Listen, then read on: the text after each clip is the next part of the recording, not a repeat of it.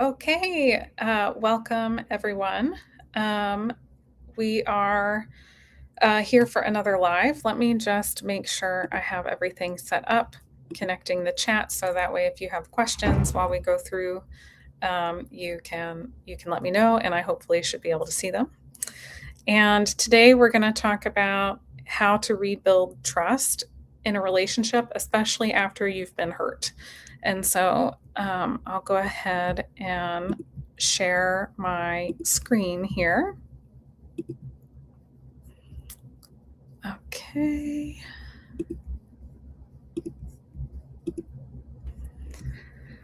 Okay. So this is really one of the most painful experiences in relationships. Kind of like wondering whether or not you can trust your partner. That that is a lot of the time why couples come into couples counseling thinking, can I trust them? They're either it could be a full range of betrayals, something more severe like infidelity, cheating, things like that. But there are also lots of ways that trust can be broken through something smaller that feels like a smaller betrayal.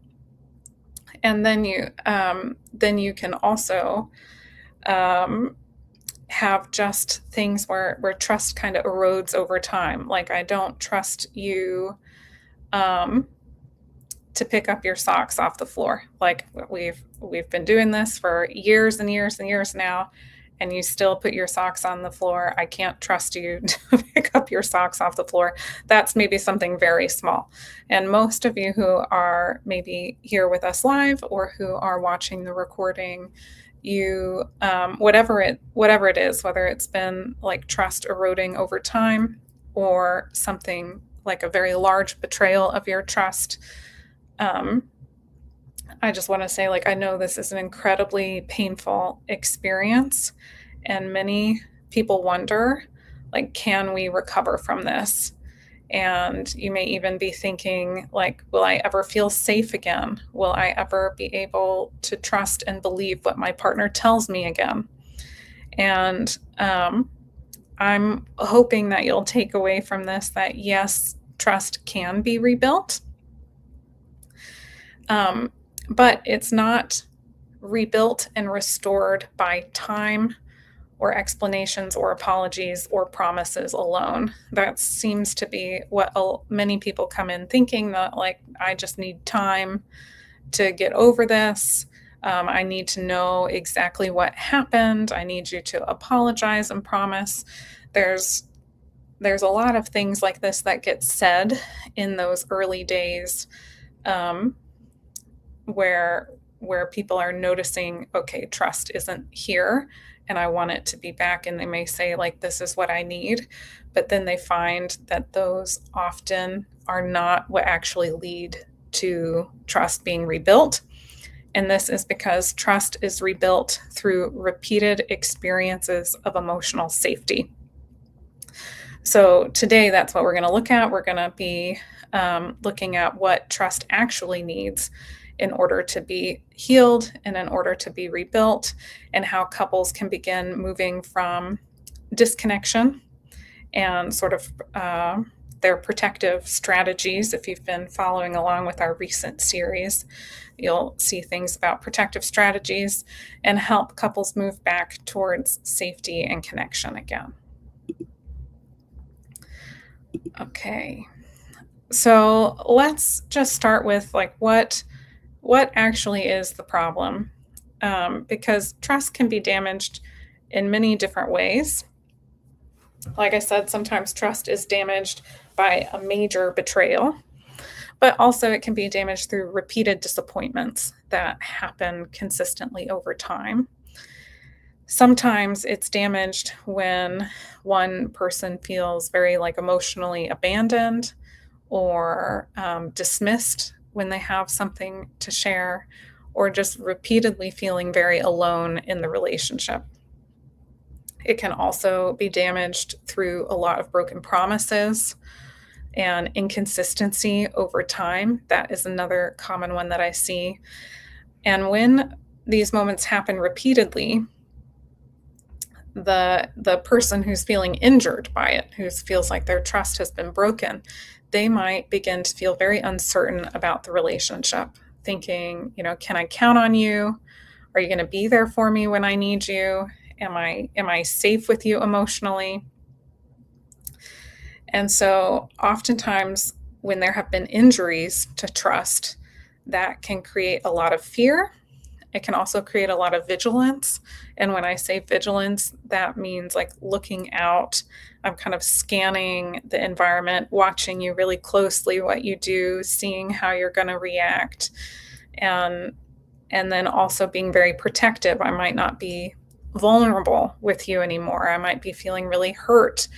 And so then guarding my heart a lot with you, to try to keep myself safe and try to keep myself from being hurt again. And so all of this, when trust has been injured, there's this fear, this vigilance, this protective nature. And it rebuilding trust requires more than simply saying, like your partner saying, you can trust me now, because them saying you can trust me now, or making promises or apologizing, it doesn't do anything yet about that fear and that scanning to see what they're going to do, and that sense of like, I've got to keep myself very walled off emotionally to protect myself. Okay.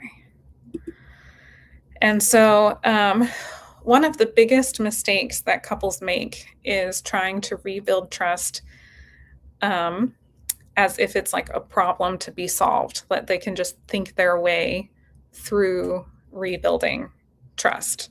They do it with logic. And here's what I mean by that, is that maybe there's been some sort of injury to the trust in the relationship, and the partner who wants to repair, they might try doing a lot of explanations. And they may explain like ad nauseum and really over explain and explain and explain and be like, let me tell you every single detail about it, which sometimes is needed, like information is needed, but the information doesn't actually rebuild the trust. It's like, great, I have the information, but how do I know this isn't going to happen again? How do I know I'm safe moving forward? So that explanation doesn't get to that emotional piece that is needed to rebuild trust. And so this can be really hard for the person who wants to repair, who is saying like, trust me, because after they've given a lot of explanations, they might get defensive. Like, well, you're not believing me. If you really believed what I said, if you believed this information that I gave you, then you would trust me. And so then there can be some defensiveness because they might not know what else to do to help you trust them again. And so they might offer a lot of evidence or make a lot of promises, like, I promise it's not going to happen again. I promise to do better. I promise this. There could be lots of promises, lots of trying to give evidence, but those promises still don't do anything on the inside at an emotional level for somebody when the trust has been broken.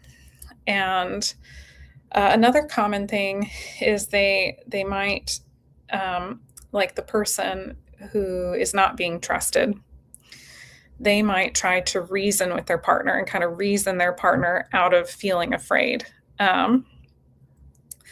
Like having all sorts of explanations for different things, but that doesn't help the person who still feels afraid. The person who feels afraid of trusting doesn't usually need logic or explanations or reasoning or promises. All of that stuff, it can matter. I'm not saying there's no place for it, but they're not enough by themselves, because trust is not primarily an intellectual process. It's an emotional process. And trust actually, like, I think, lives in the nervous system. The nervous system wants evidence that connection is safe again. It's it's not built on explanations about what happened or explanations about how things are going to be different moving forward. Um, Trust is rebuilt through an experience, an emotional experience of safety and responsiveness and consistency, that I'm consistently safe in the relationship, that I feel inside consistently safe. This is how trust gets rebuilt. Um, so this is I think a new way of thinking for many people, because this is how we would approach it in emotionally focused couples therapy. That trust is really very closely connected to a sense of emotional safety. And you don't have to be perfect. I think oftentimes in couples that I've worked with where trust has been broken, um, however it has been broken for them, there's the sense that I have to be, for the person who's not trusted, like, I have to be perfect. I have to do things just the right way. And if I'm perfect, then my partner will trust me again. But that actually doesn't help, because no one is perfect all the time.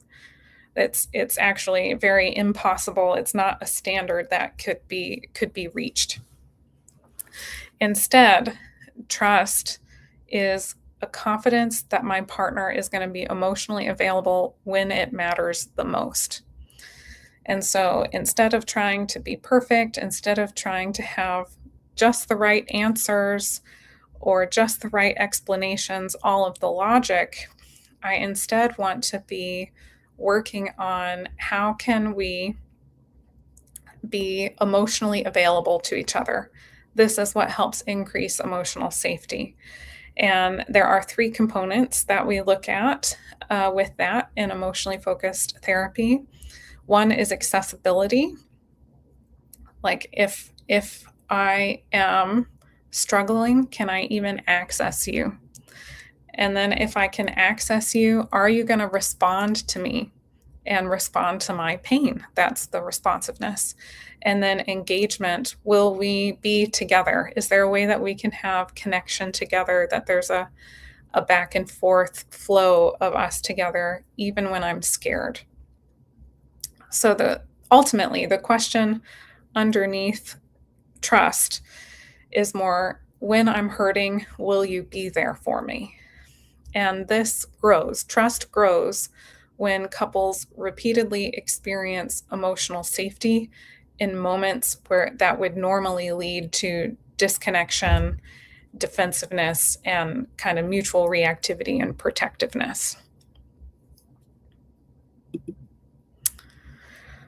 Okay, so here is, kind of takeaway one for you, is that trust is actually usually built in very ordinary moments. It's not grand gestures or dramatic promises or like one conversation where we just hash everything out.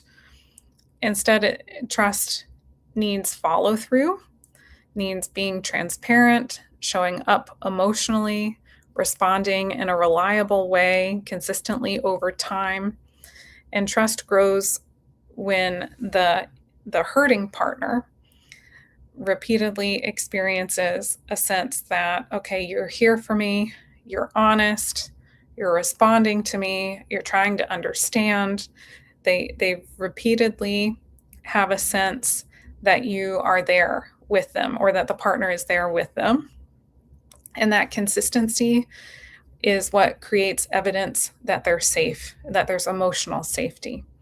And so, again, the goal is not to have perfect answers or perfect behavior or do things just right.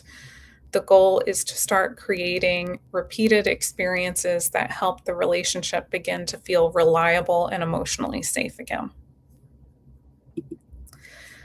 Okay, teaching point number 2. When trust has been broken, The hurting partner, who's kind of not trusting, may look very angry on the outside, but underneath that anger is typically fear. Fear that I'm going to be hurt again, fear that I'm not important to you, that I'm alone in the relationship, I really can't rely on us. And from an attachment perspective, this fear makes a lot of sense. And what we do with emotionally focused couple therapy is based off of attachment. And we all need like a really secure attachment with our significant partners. And so when the connection in the relationship feels really uncertain, people naturally protect themselves. And and so if you are seeing your partner, or maybe you're the one who's hurt, who's saying I can't trust you, or maybe it's your partner who's hurt and they're saying they can't trust you, but the that person is likely protecting themselves, and they may be doing that with anger and criticism. Um, they may be doing that with kind of walling up and not sharing anything, kind of withdrawing and staying like at arm's length away from you. Um, this sort of protective stance is a coping skill. Um, it's a coping skill that's probably actually not helping the relationship, but makes a lot of sense. And some of the healing work begins when couples can slow down enough to understand that actually this is the fear and the hurt that's behind that protective anger or that protective wall. There's actually a lot of fear and hurt there. And is a really big thing that I'd want you to take away.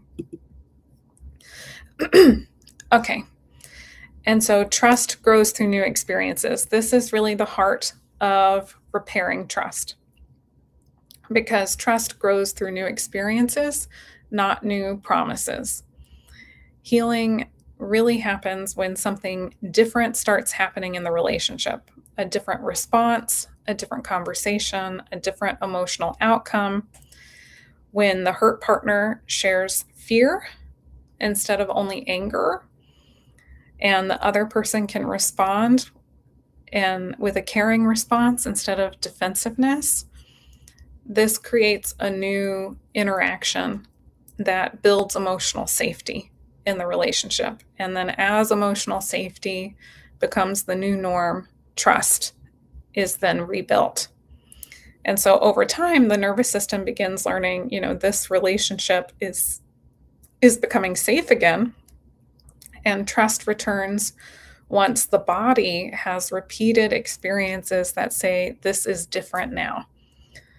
It's not enough for it to be a logical discussion. It has to, at the body level, start feeling safe, where it goes, this relationship is becoming safe again. This is a safe moment right now. This is different right now. Okay. And I've had several moments now where it's gone different and it's been good like this. This is why promises alone don't heal trust. New experiences are what rebuild trust.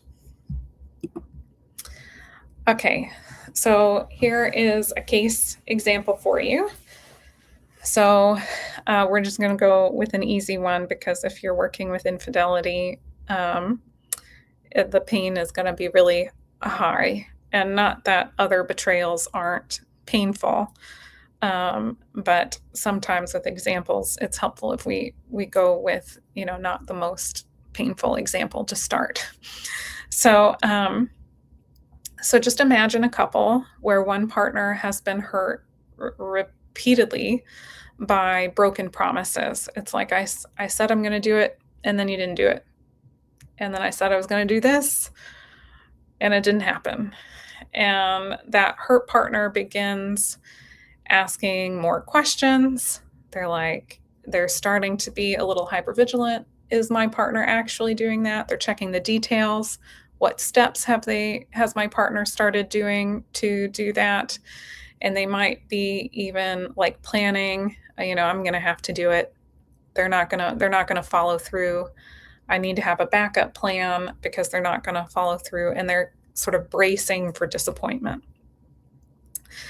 And on the surface, that could look like criticism, control, but underneath, it's usually fear. It's fear. Am I going to be hurt again? Can I rely on you? Can I count on you? Do I matter enough for you to follow through this time?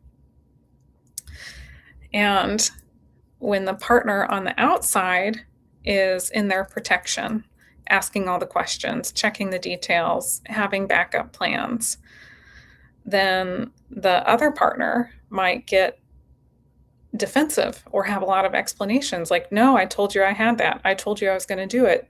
No, I like stop asking me questions. It's going to get done. Like, no, you don't need to do anything. Please leave it alone. I can do it. They might be in a very defensive place in response to those questions because they're not seeing the fear underneath.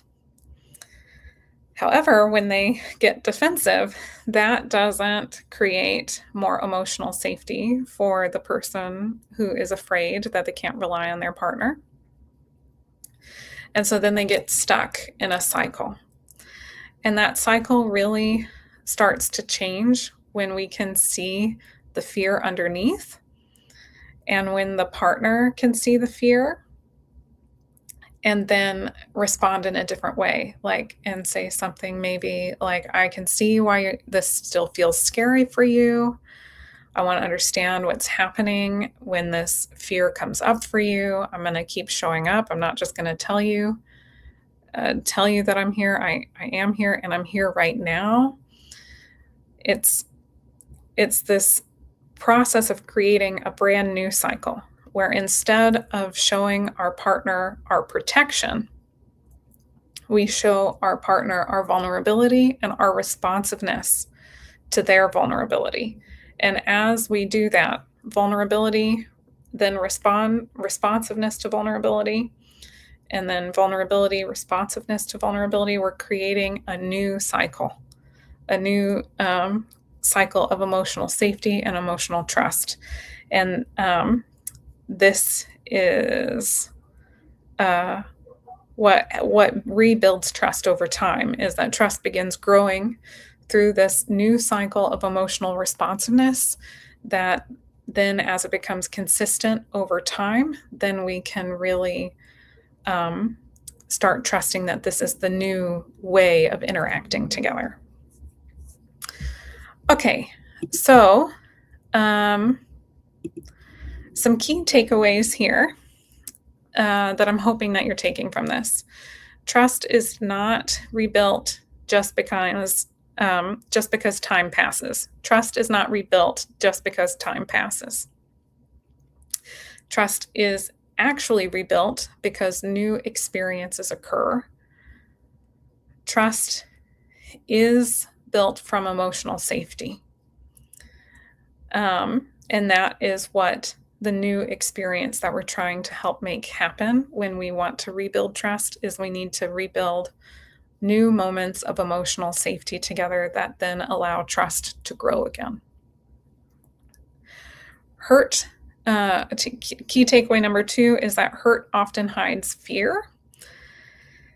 And takeaway 3, consistency helps rebuild trust because it creates evidence of safety. So when I have a new moment that's emotionally safe with you, and then tomorrow I have a new moment of emotional safety with you, and next week I have a new moment of emotional safety with you. It's like pennies in a piggy bank. We build up over time, and then 6 months, a year from now, I look back and I have all of these experiences of emotional safety. And we have this buildup of pennies in our piggy bank where trust was built through our repeated moments of emotional safety together. And so that's what I'm takeaway number 4 is that new experiences are what create healing. And we heal through repeated experiences. And so the goal is not to have each moment be perfect in how it goes. The goal is to create moments of emotional safety and responsiveness, a new pattern, a new cycle where we are building emotional safety between us, and then having that build and compound on itself over time. So, trust is not something that your partner just tells you, you can trust me. It is something that you experience and that the two of you build through creating a new experience together. So, many trust injuries actually are kind of like trapped inside a larger relationship pattern. This is why I created the relationship pattern assessment. The assessment helps you identify the cycle that may be keeping you stuck in disconnection, both of you protecting yourselves, and maybe stuck in repeated arguments that just go the same way over and over and over. When you can see the pattern that you and your partner are stuck in, that is really when you begin to stop the spiral and become a team again. And so, if you're interested in the relationship pattern assessment, feel free to scan the QR code on the screen. It's also in the description below the video. But you can take our relationship pattern assessment and begin understanding what may be happening underneath the surface for you and your partner. And I'll go into some Q&A here in just a moment, but if today's training was helpful at all, one of the best ways that you can support us is by leaving a Google review. We can't ask clients, counseling clients, to leave Google reviews to protect their confidentiality. And so anytime somebody attends like a free workshop or a webinar like this, that support with the Google review really helps and helps other couples find us and maybe get the resources as well. So thank you so much for being here and for watching. I'm going to go into some Q&A and let's see. I've got a couple of questions that I have, but let me just see here. I'm still working out my system here. Let me go ahead and stop my share.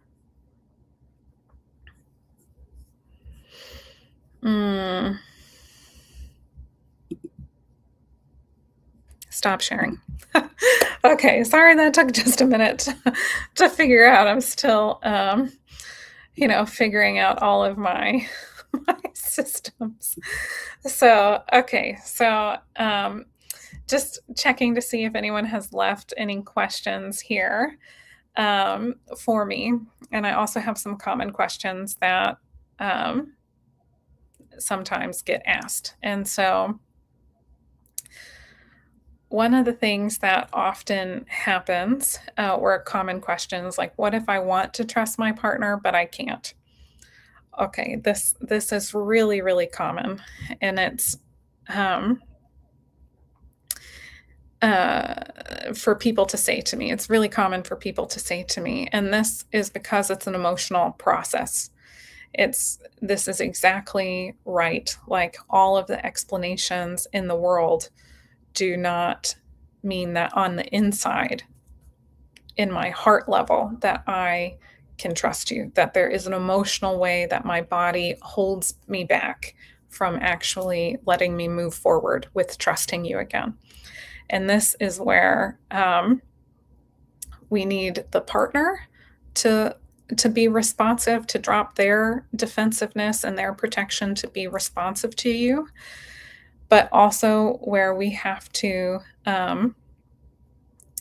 drop the protection ourselves. If I can't trust my partner, if I'm saying I am going to just keep you walled off and away from me, that never gives my partner a chance to earn my trust.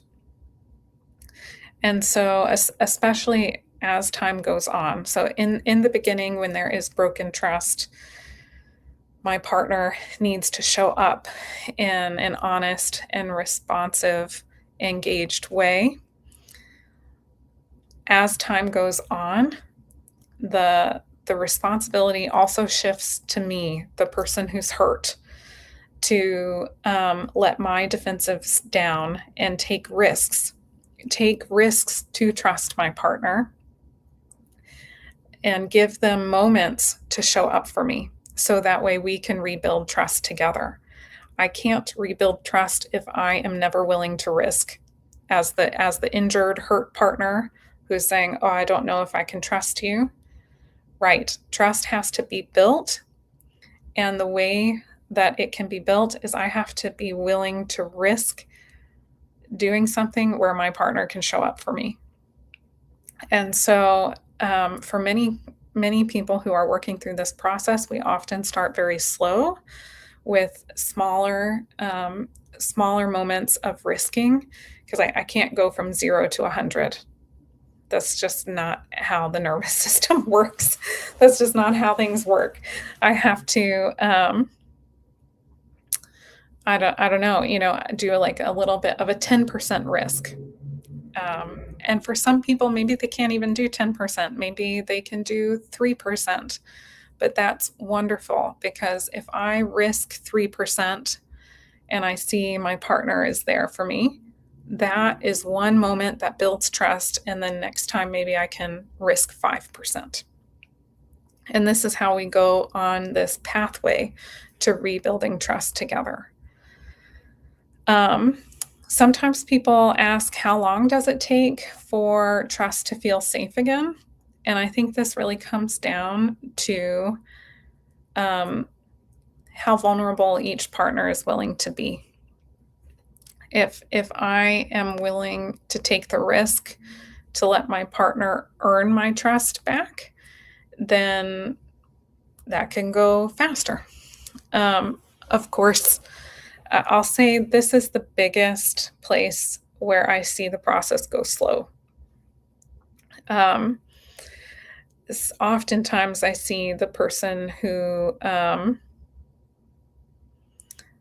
it does vary by couple, so I don't want to make a broad statement, but often the person who's kind of betrayed the trust is doing the things necessary to show up in an honest way, to be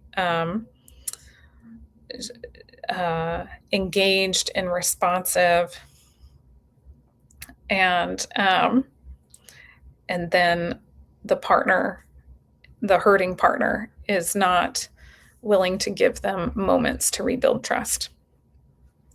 So ultimately, both need to do work here. But if you're finding that you're really stuck and it's not moving forward, then I would absolutely recommend couples counseling to sort of see, okay, where is the process actually not moving towards rebuilding trust? Because it takes work a bit from both of them.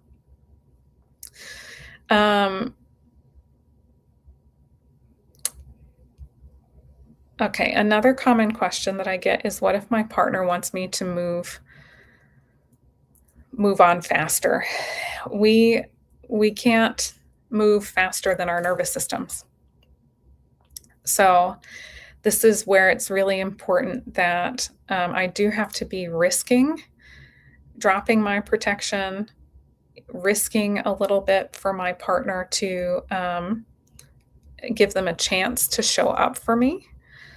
And but I have to do that at whatever risk level I can tolerate.